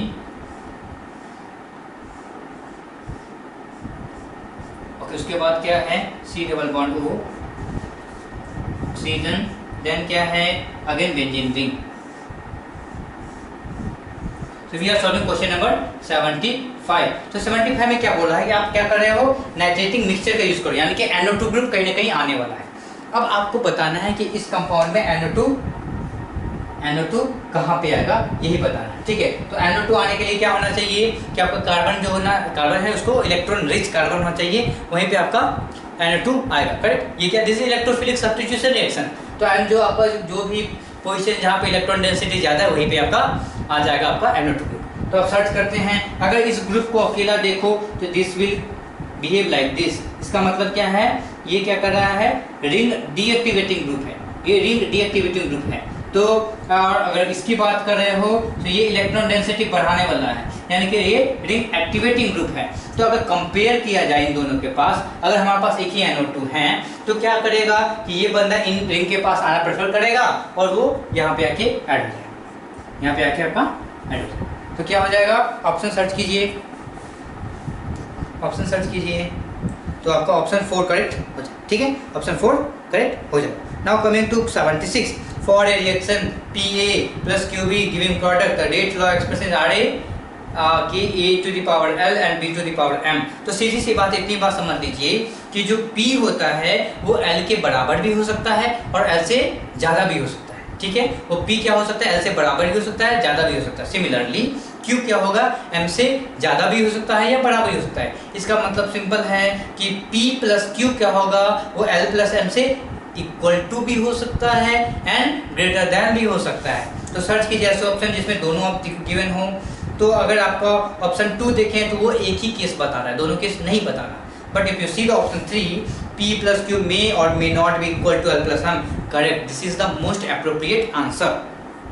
Now coming to question number 77, question 77 क्या बोल रहा है, 77 जल्दी से देखेंगे सारे लोग। आपके पास 4 रिएक्शन गिवन हैं, ठीक है, 4 रिएक्शन गिवन है, पूछ रहा है कि इनमें से कौन सा रिएक्शन उस पार्टिकुलर डायरेक्शन में जाएगा, ठीक है, यानी कौन सा रिएक्शन पॉसिबल है, यही आपसे वो पूछ रहा है कि ऐसा कौन सा रिएक्शन है चारों में जो पॉसिबल है, ठीक है। तो आपके लिए क्या करना पड़ता है, सबसे पहले ई सेल लिख दीजिए, सबका ई सेल लिख दीजिए। जिसका ई सेल क्या होगा, पॉजिटिव होगा, ई सेल पॉजिटिव होगा वो रिएक्शन करेगा, जिसका ई सेल नेगेटिव होगा वो रिएक्शन नहीं करेगा। ये बातें कहाँ से आती है, delta G is equal to minus NF E naught अगर पॉजिटिव है तो रिएक्शन स्पॉन्टेनियस हो जाता है, ठीक है। तो अगर आप क्वेश्चन नंबर 77 की बात कर रहे होते हो तो 77 में आपके पास 4 हैं। तो पहले वाला रिएक्शन देखेंगे तो निकल प्लस 2 से कॉपर और कॉपर के साथ रिएक्शन कर रहा है, तो this E value is coming negative. पहला ऑप्शन नंबर 1 ई नेगेटिव आ रहा है, तो दिस इज रॉन्ग, ये नहीं हो सकता है, ये can not take place. Option 2 क्या है, ऑप्शन 2 का जो ई वैल्यू है दैट इज पॉजिटिव, तो हाँ ये पॉसिबल है। Now coming to option 3, option 3 में क्या हो गया है, ऑप्शन 3 का अगर आप ये कैलकुलेशन करो, जिंक वाला रिएक्शन को रिवर्स कर दीजिए, so that is 0.7.6, okay, and then 0.3 minus 7.6, so this is negative, तो ये भी आपका रिएक्शन आगे की तरफ नहीं जाएगा। ऑप्शन 4 क्या हो रहा है, ऑप्शन 4 क्या हो रहा है, पॉजिटिव, तो ये आपका आगे की तरफ जाएगा। आई थिंक आपको आंसर में सिर्फ 1 दिया है, पर इसका आंसर क्या होगा, दोनों, ठीक है, इसका आंसर क्या होगा, दोनों, ठीक है। तो आपका जो आंसर दिया है वो 1 ही दिया है, पर इसके आंसर आपके दोनों हो जाए, ठीक है। नाउ कमिंग टू 78, ओके 78 बड़ा ही आसान क्वेश्चन है। When the electron of hydrogen atom moves from N4 से N1, 4 से 1 पे जा रहा है, तो let us draw the, let us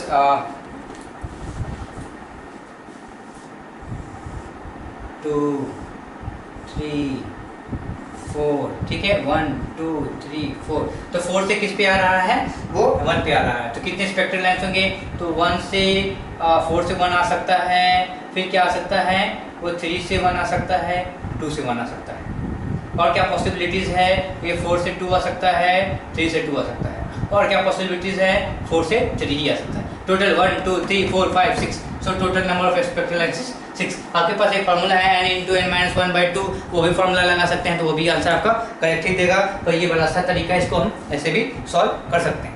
now coming to question number 79, this is 78, question number 79 क्या बोल रहा है, for mixing two gases delta H is equal to 0,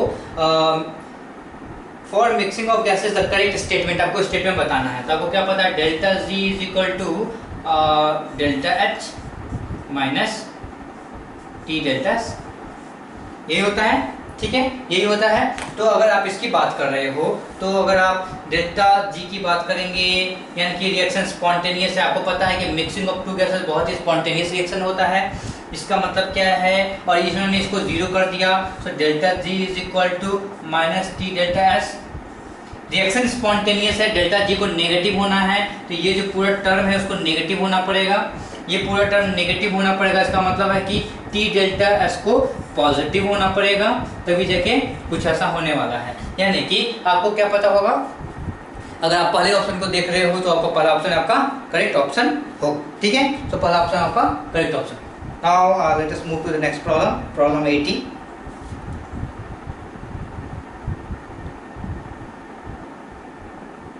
So just wait.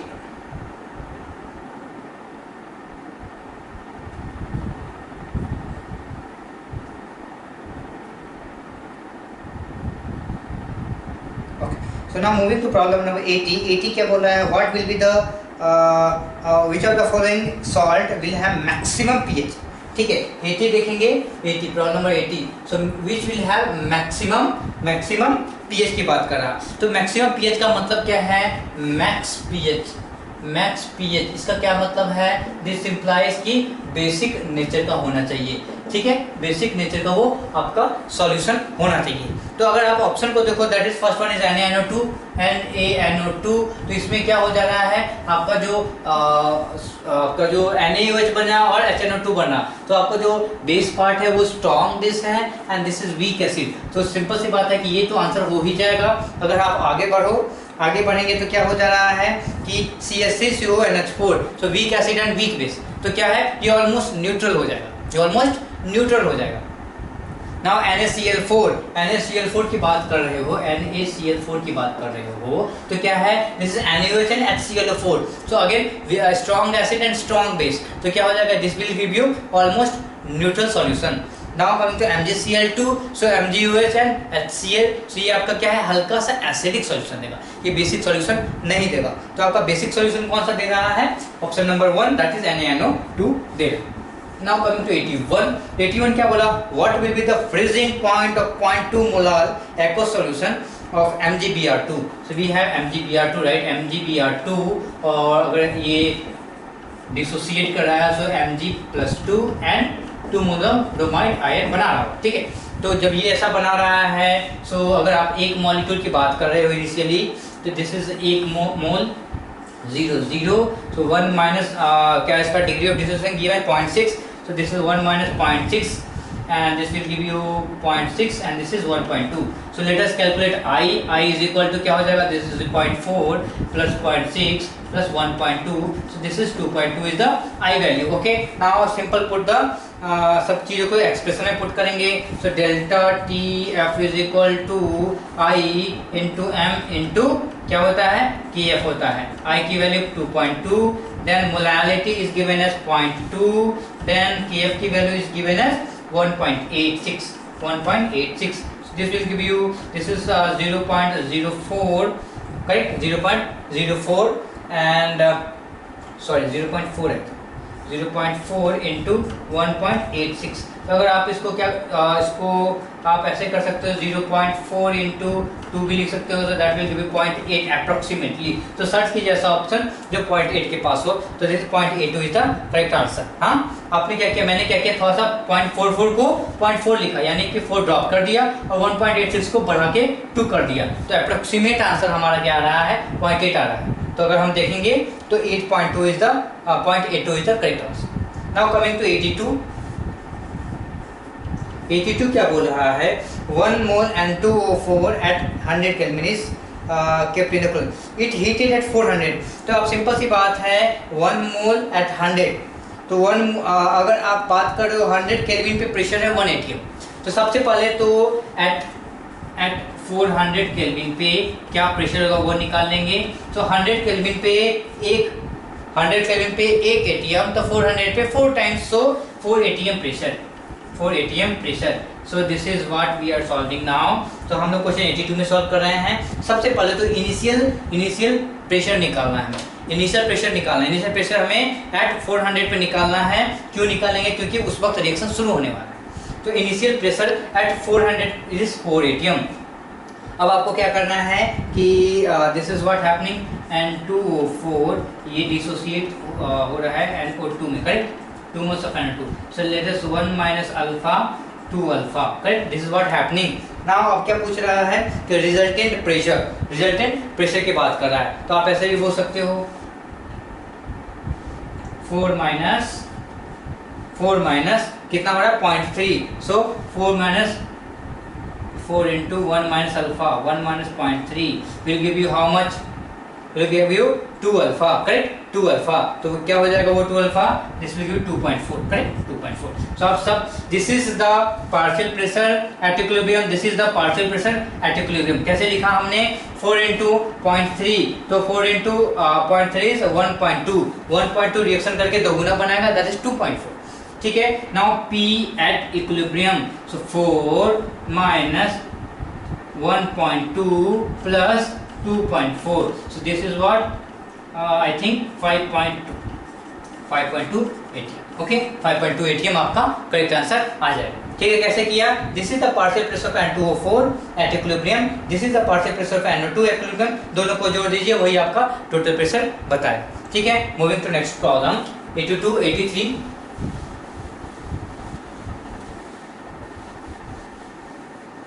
ठीक है, 83 हम लोग पढ़ेंगे। तो 83 क्या हो जा रहा है? 83 अगर आप देखो, rearrange the following order of increasing masses, increasing masses. 83 की बात कर रहे हो तो पहला क्या है? पहला है 0.4 मोल ऑफ O3। O3 का मतलब है 3 ऑक्सीजन यानी कि 48 ग्राम। सो 48 ग्राम into 1/2, so this is equal to 24 gram. Option 2 क्या बोल दिया है? Option 2 is 0.5 gram atom of oxygen, not molecule नहीं है, एटम है। तो क्या हो जा रहा है कि 0.5 ग्राम मतलब कि half mole of oxygen atom. तो ऑक्सीजन एटम मतलब कि 16 gram into 1/2 that is equal to 8 gram. Then third क्या है? थर्ड क्या है? 3 in 0.011 into 10⁻23 यानी कि again this is half of mole of O2. So O2 मतलब कि 32 into half of mole. So this is equal to 16 gram. Then comes your fourth option, 5.6 liter of CO2. 5.6 मतलब 5.6 divided by 22.4 कितना हो जाएगा? 1/4 mole of CO2 का मतलब होता है कितना? Carbon is 12 and oxygen is 32, so this will give you 44 gram. So this is 44, so this is 11 gram. Arrange कर दीजिए सबको। तो सबसे छोटा ये है, सबसे बड़ा वो है, 1 सबसे बड़ा। Then comes your third, okay, then comes your third, then comes your fourth option and then the last one is second. Okay, ये आपका करेक्ट हो जाए। ठीक है, तो आप इसको ऐसे अरेंज कर सकते हो। Now coming to 84। 84 क्या बोल रहा है? फॉलोइंग आपके पास रिएक्शन है 4 आयरन प्लस 3 O2 रिएक्शन करके बना दे रहा है 4 Fe+3 एंड 6 O2 माइनस। तो यहाँ पे -2 है, यहाँ पे +3 है, यहाँ पे 0 है, यहाँ पे 0 है। तो आप आयरन की बात करो तो क्या कर रहा है? आयरन क्या कर रहा है? -3 इलेक्ट्रॉन लूज कर रहा है। जब लूज कर रहा है इलेक्ट्रॉन तो उसको बोलते हैं हम ऑक्सीडेशन। उसको क्या बोलते हैं? ऑक्सीडेशन। यहाँ पे 0 से कहाँ जा रहा है? -2 कर रहा है, यानी कि 2 इलेक्ट्रॉन ये गेन कर रहा है, यानी इसको बोलते हैं रिडक्शन। ठीक है, इसमें कोई कंफ्यूजन नहीं है। तो आप पढ़ो पहला option, this is an example of redox reaction. Correct, क्योंकि ऑक्सीडेशन एंड रिडक्शन दोनों हो रहा है, तो ये रेडॉक्स रिएक्शन है। Now metallic iron is reduced, metallic iron is reduced to Fe+3। wrong, metallic iron is oxidized। Okay, उसके बाद आगे बढ़ेंगे। This is the wrong statement जो उन्होंने ऑप्शन बी में बोला है। Fe+3 is an oxidising agent. Fe+3, हाँ, Fe+3 क्या करेगा? इसको क्या करेगा? इस O2 माइनस को ऑक्सीडाइज करके 0th स्टेट में पहुंचा देगा। सो reverse reaction is oxidation for O2 minus. Metallic iron is reducing agent. तो मेटेलिक आयरन क्या है? जो खुद ऑक्सीडाइज होता है, वो रिड्यूसिंग एजेंट का काम करता है। So this is again the correct option. Now coming to 85। 85 क्या कर रहा है? 85 की बात करेंगे तो 85 में क्या हो जा रहा है? आपके पास 2 बलून हैं। ठीक है, इन्होंने क्या बोला? इन्होंने जो भी स्टेटमेंट आपका जाएगा 600 है और 15 उसका भी 600 ml एंड 1500 ml है एट 300 केल्विन। तो सीधा पूछ रहा है कि कौन ब्रस्ट कैसे करें। तो लेट अस अज्यूम, पहले हम सोचते हैं, पहले देखेंगे छोटा बैलून की बात करते हैं। छोटा बैलून कब ब्रस्ट करेगा? छोटा बैलून तब ब्रस्ट करेगा जब उसका वॉल्यूम 600 से पहुंच जाएगा कहाँ पे? 800 पे। तो late us right P and T का रिलेशन देख लें। सो what is P and T का relation? P1/P2 is equal to T1/T2. Okay, so P1 is what? Sorry, not P1, V1.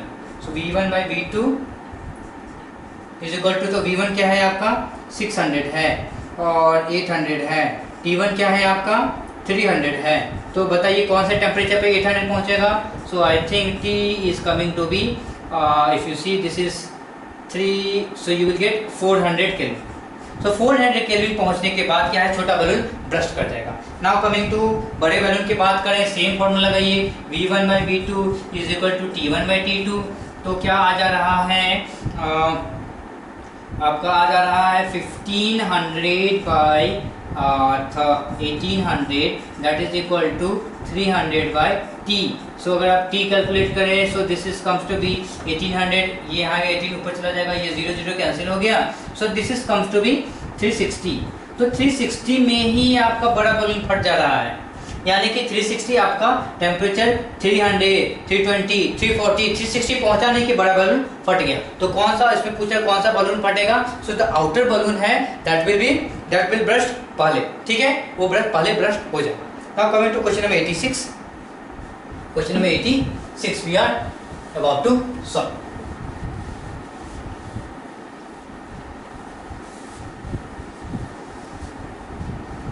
Now question 86 क्या कर रहा है कि an atom solid crystal BCC structure है और उसका जो इनर सरफेस है उनके बीच का सेपरेशन 60.3 पाइकोमीटर है। ओके 60.3 पाइको। सो ये एग्जैक्टली समझिए कि ये क्या है, this is 86 actually 86 correct. So what is this is exactly something like this, you have cube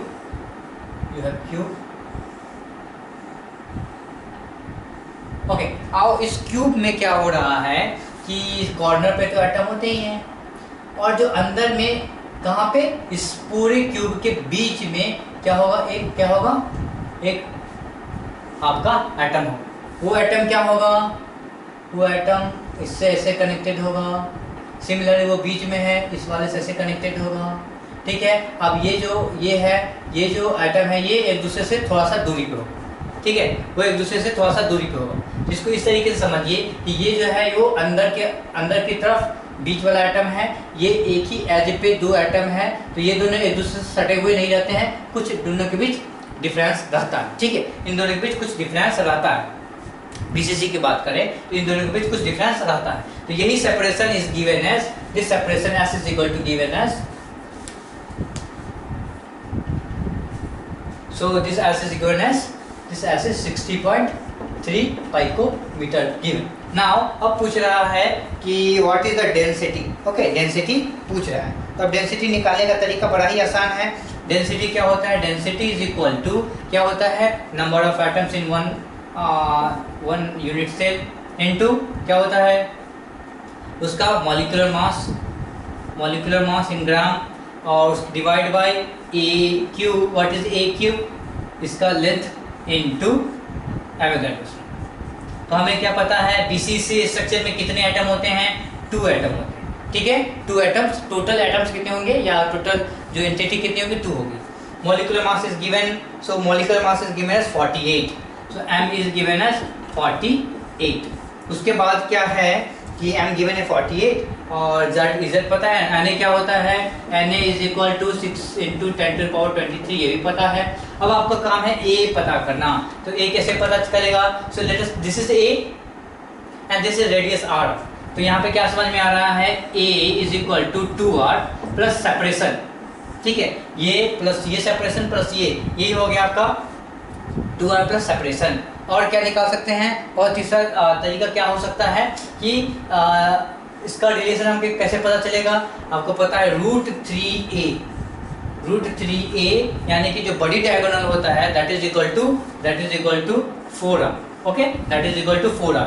तो इन दोनों रिलेशन का यूज करके आपको आएगा a is equal to 450 picometre, is equal to 450 picometre. तो आपका a 450 पाइकोमीटर आ गया है। अब आप ये जो a यहाँ पे क्या लिखते हैं, सेंटीमीटर क्यूब में लिखते हैं, करेक्ट, सेंटीमीटर क्यूब में लिखते हैं। तो आप क्या कीजिए, जल्दी से सारी वैल्यूज डालिए। 4 दिस इज 2 इंटू m की वैल्यू इज 48 बाई सेंटीमीटर में चेंज करेंगे तो क्या होगा, 4 into 4.5 into 10 to the power minus 8, so this is 4.5 into 10 to the power minus 8 cube into 6 into 10 to the power 23.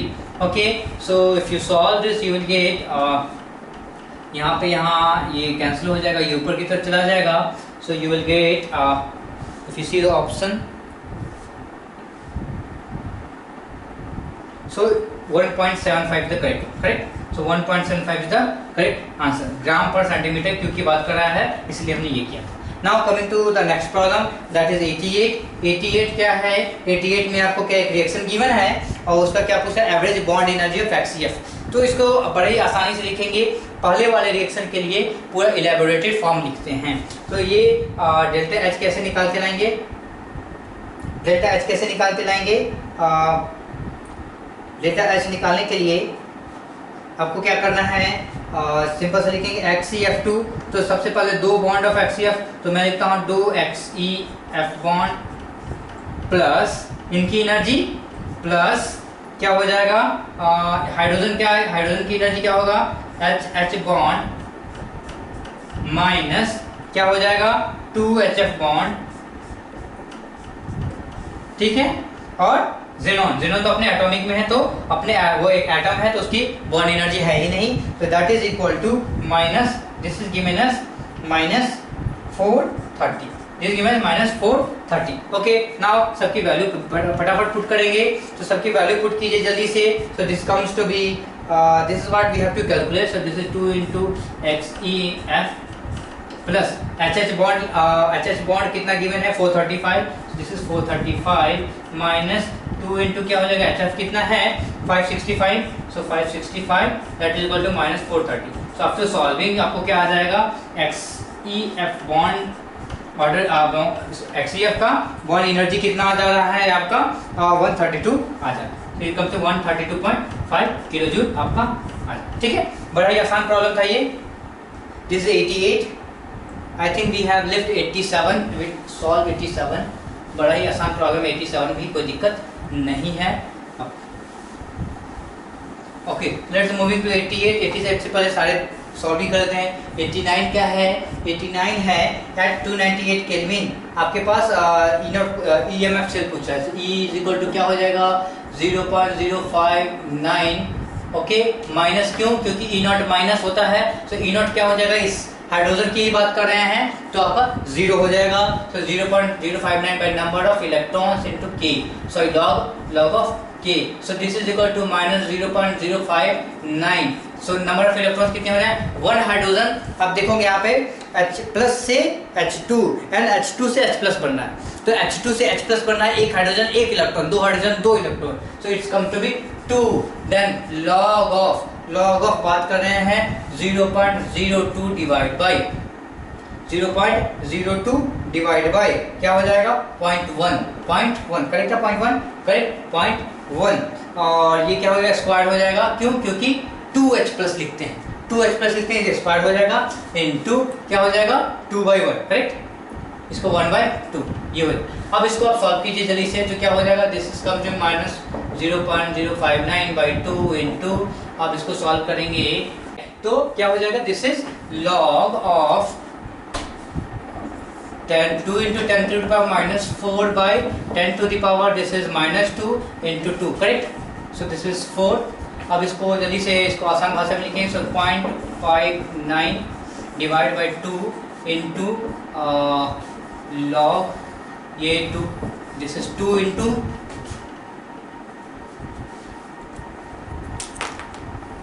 so this is log of 2 into 10 to the power minus 2।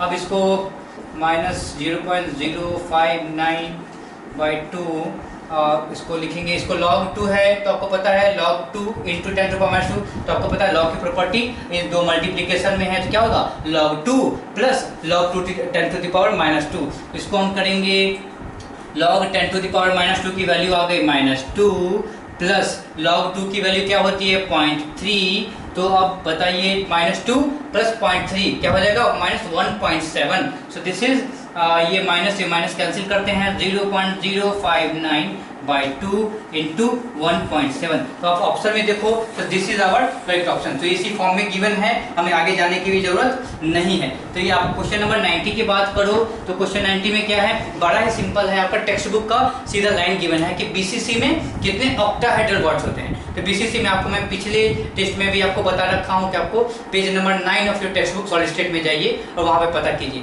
तो आपको क्या पता है कि बीसीसी में कितने octahedral words कितने होते हैं, लड्डू 0 होते हैं। फिर से अगर आपको एफसीसी की बात करें, एफसीसी में कितने होते हैं, टोटल नंबर ऑफ एटम्स पता कीजिए 4, तो उतने ही होंगे ऑक्टाहेड्रल वर्ड्स। फिर टेट्राहेड्रल वर्ड्स कितने होते हैं, दोगुना ऑफ योर एटम्स, तो टोटल हो जाते हैं 8, ठीक है।